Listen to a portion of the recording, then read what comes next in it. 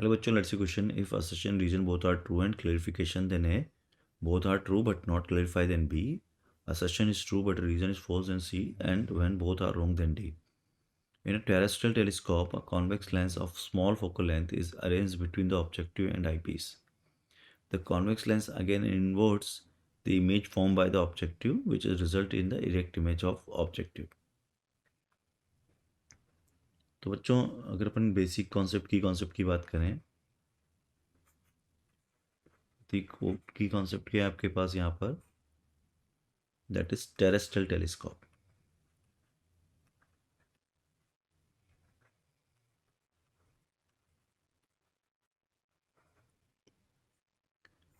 ठीक है. Terrestrial telescope क्या होता है बच्चों? ये अर्थली टेलीस्कोप होता है जो अर्थली ऑब्जेक्ट को देखने के काम आता है. एक्चुअली क्या होता है, ये आपका एक ऑब्जेक्टिव है और ये आपका आई पीस है.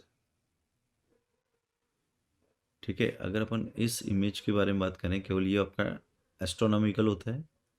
तो अगर हम एस्ट्रोनॉमिकल से देखते हैं तो हमारी जो इमेज आती है, फाइनल इमेज, वो इन्वर्टेड होती है.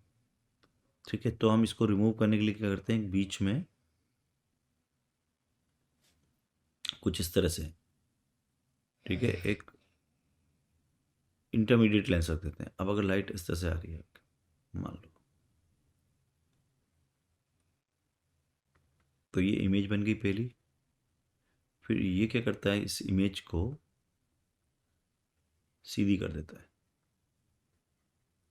ठीक है. और फिर ये लेंस क्या करता है, उसी इमेज की एक बड़ी इमेज हमें दे देता है कुछ इस तरह से. ठीक है.